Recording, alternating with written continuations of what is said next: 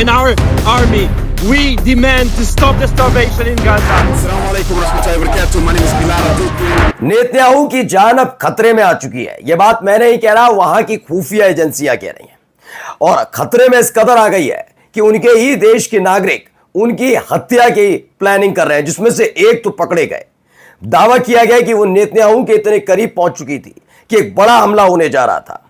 उनके असैसिनेशन यानी उनकी हत्या मानो होने ही वाली थी, लेकिन उससे पहले ही वो गिरफ्तार कर ली गई। यानी अब नेतन्याहू अपने ही देश में इस कदर घिर चुके हैं कि अब सार्वजनिक तौर पर सबके सामने आने में भी वो घबराएंगे, क्योंकि एक बड़ा ऐलान और हुआ उन्हीं के देश के अंदर।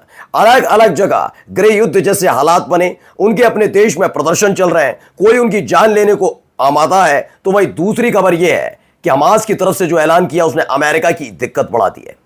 अमेरिका को लेकर जो कहा गया है वो यकीन मानकर चलिए ट्रंप को परेशान करने वाला है। खबर इजिप्ट से जुड़ी भी है, खबर जुड़ी हुई है अफगानिस्तान से भी कि अफगानिस्तान ने एक इतिहास रचा, तो सीरिया ने क्या किया वो भी देखिए। नमस्कार, मैं हूं प्रज्वल गौतम और आप देख रहे हैं टाइम्स एक्सप्रेस। शुरुआत इस खबर के साथ करने जा रहा हूं। शिनबेट है। शिनबेट दरअसल दो खुफिया एजेंसी हैं इजराइल की। एक है, आपने मोसाद बहुत सुनी होगी। मोसाद जो है वो अंतर्राष्ट्रीय स्तर पर है, यानी उसका कोई दायरा नहीं है। इजराइल के खिलाफ कोई भी साजिश रचे तो मोसाद को उसकी जानकारी होगी। अगर कुछ हुआ है तो मोसाद की कहानियां तो कितनी सुनाई गई कि ये हमला हुआ, फिर उस देश में गए, उस देश में जाकर जिन लोगों ने इस हमले को अंजाम दिया उनको मार दिया, ये किया वो किया। मोसाद की ढेरों कहानियां हैं। लेकिन शिनबेट क्या है, पहले शिनबेट को आप समझ लीजिए।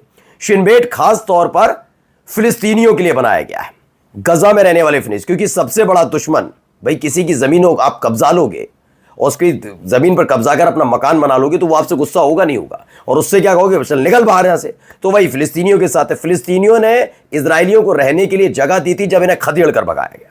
धीरे धीरे इन्होंने उनकी जमीन पर कब्जा करना शुरू किया।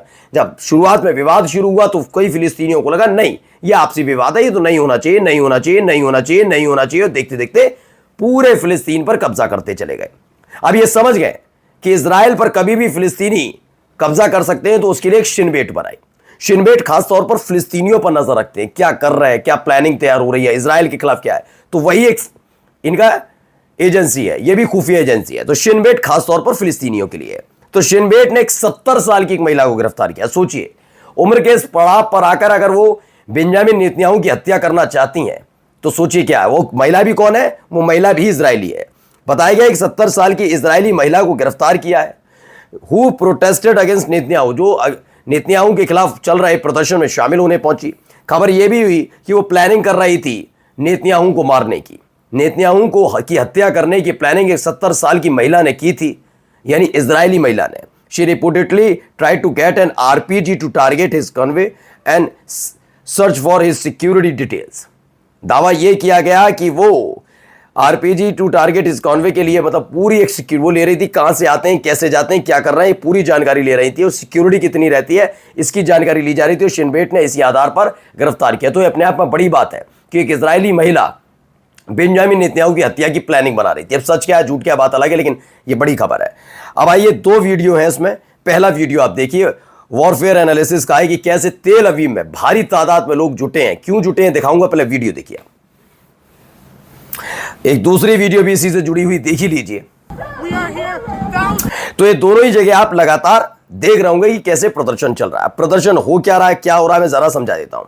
यह प्रदर्शन ना न्यूयॉर्क में हो रहा है, ना किसी पश्चिमी देशों में, ना किसी मुस्लिम देश में, ना ईरान में, कहीं नहीं। यह हो रहा है खुद तेल अवीव में। और किसके लिए हो रहा है? अपने लोगों को छुड़ाने के लिए नहीं। अब ये जो हम बार बार आपको दिखाते रहे कि इजरायली नाराज है बेंजामिन नेतन्याहू से, क्योंकि हमास के कब्जे में जो इजरायली है उन्हें वापस नहीं लाया जा रहा, ऐसा कुछ नहीं है। इस बार जो ये प्रदर्शन किया गया वो इसलिए क्योंकि इजरायलियों की थू थू हो रही है। इससे पहले वाली वीडियो में मैंने आपको दिखाया था, ग्रीस गए थे छुट्टियां मनाने, कई इजरायली क्रूज शिप वहां पर पहुंचता है और उसके फौरन बाद ही ग्रीस के लोग वहीं पोर्ट पर आ जाते हैं और कहते हैं वापस चले जाओ। इजरायलियों की थू थू हो रही है। इसीलिए इजरायलियों ने मोर्चा खोला बेंजामिन नेतन्याहू के खिलाफ कि हमले तक ठीक था, अब आपने हद पार की, खाने पीने तक का सामान जो गजा नहीं पहुंच रहा है उसकी वजह से हमारी थूथू हो रही है। बेंजामिन नेतन्याहू मतलब हर एक इजरायली समझा जा रहा है और बाहर विदेशों में हमारी थूथू हो रही है। इसीलिए साफ साफ कह दिया गया, देखिए 2.2 मिलियन पीपल इन गजा। बताया गया कि इतने लोग भूखे प्यासे हैं और इससे फजीहत किसकी हो रही है? इजरायलियों की। अगली खबर देखिए, हमास ने एक बड़ा ऐलान किया अमेरिका के लिए। वी कॉल फॉर डेमोन्स्ट्रेशंस यानी प्रदर्शन, सिट-इन्स यानी धरना दीजिए, प्रदर्शन करिए in front of the occupiers and American embassy. यानी ऑक्यूपायर्स मतलब इजराइल और अमेरिका की जहां जहां एम्बेसी है, जहां दूतावास है, वहां धरना दीजिए, प्रदर्शन करिए, हर जगह ये करिए। यह हमास की अपील की गई है और हमास की इस अपील का असर तेल अवीव से ही शुरू हो गया है। यह इजराइल में इजराइल के खिलाफ ही बेंजामिन नेतन्याहू के खिलाफ प्रदर्शन हो रहा है। अब आइए अगली खबर, यह वीडियो देखिए जरा। दरअसल इस वीडियो में लगातार नारेबाजी हो रही है, लेकिन यह नारेबाजी कोई अमेरिकन या फिर इजरायली दूतावास के बाहर नहीं है, यह हो रही है लेबनान में। लेबनान में इजिप्ट के दूतावास के सामने। दरअसल इजिप्ट के दूतावास के सामने लेबनान में इजिप्ट के राष्ट्रपति हैं, उनके खिलाफ नारे लगाए गए। राफा क्रॉसिंग को लगातार बंद रखने और गजा में सहायता पहुंचाने पर रोक लगाने की निंदा की गई। मैंने इससे पहले भी आपको दिखाया था, तो बेल्जियम जो है उनके राजा ने फोन करके बेल्जियम ने कहा इजिप्ट से कि अपने दरवाजे खोलिए और जो खाना है आप तो आने दीजिए, इजराइल अपने यहां से नहीं आने दे रहा, कोई बात नहीं, लेकिन आप भी युद्ध अपराधी कहलाए जाएंगे। और वाकई इजिप्ट ने जो किया वो भी कमतर नहीं है, उसके बारे में भी बात करनी चाहिए। इजिप्ट अब तक अपने दरवाजे खोल क्यों नहीं पाया? क्या इजराइल से घबराता है, डरता है, क्या वजह है? ये इसने दरवाजे क्यों नहीं खोले, एक बड़ी वजह है, यानी ये भी युद्ध अपराधी कहलाया जाना चाहिए। अब आइए एक और खबर देख लीजिए। तो ये वीडियो निकल कर आई है, इसमें बताया गया कि ceasefire was broken by what happened to be an Israeli attack. Israel की तरफ से एक हमला हुआ ऐसा दावा किया गया और उसके बाद से जो तमाम अरब लड़ाके ड्रूज मिलिटेंट्स को खदेड़ने के बाद शांत होने जा रहे थे, अचानक वो भड़क गए। उन्होंने कहा है कि अब हमें दोबारा वहां लड़ने नहीं जाने दिया जा रहा, लेकिन हम इजराइल को बख्शेंगे नहीं। ये गुस्सा, ये नाराजगी अब लोगों के बीच देखने को मिल रही है। और गुस्सा नाराजगी इसीलिए भी ज्यादा है कि अस-सुवेदा में जो हुआ, उस अस-सुवेदा के चीजें 3 डायमेंशन में चली। पहला डायमेंशन ड्रूज मिलिटेंट्स थे जिन्होंने इजराइल से हथियार लेकर सुन्नी महिला और बच्चों का अपहरण किया। दूसरा डायमेंशन यह था कि उनकी लड़ाई एचटीएस से हुई।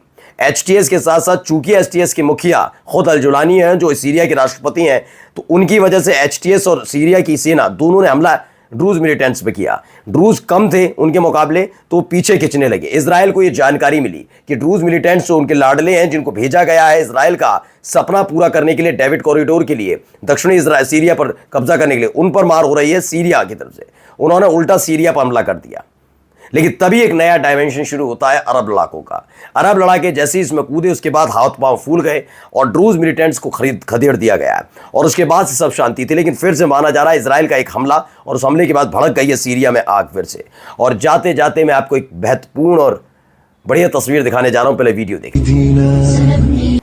तो ये आप गाड़ी कहेंगे, इस गाड़ी में क्या खास है, क्या खास नहीं है, वजह नहीं है। ये तुर्की ने भी अभी हाल ही में पहली अपनी हाइपरसोनिक मिसाइल बनाई है। ये खास नहीं कि हाइपरसोनिक कितनों के पास है, बात यह है कि कोई देश पहली दफ़ा ये करता है तो बड़ा आश्चर्यजनक होता है। ये अफगानिस्तान की तस्वीर है। अफगानिस्तान ने अपने दम पर एक नई गाड़ी बनाई, कार, यकीन मानिए, जिसको लेकर लगातार ये कहा जाता रहा अफगानिस्तान तालिबान, तुम तालिबानियों से क्या सीखोगे, तालिबानी। ये हमारी न्यूज़ चैनल में तो आज भी अगर कोई किसी को पीट रहा होता है तो कहा जाता है तालिबानी सज़ा सुनाई, तालिबान की तरह। हमें तालिबान शब्द को कैसे लेते हैं और अब आप खुद देख लीजिए। तालिबान का मतलब ये नहीं है। तालिबानी शासन में नई गाड़ी बनाई गई है, वो लगातार अपनी तरक्की छू रहे हैं। और कई देश आज ऐसे भी हैं जो तालिबानी नाम का इस्तेमाल करके अत्याचार को जोड़ते हैं, लेकिन जहां वाकई अत्याचार हो रहा है उनका नाम लेने तक से घबराते हैं। नमस्कार।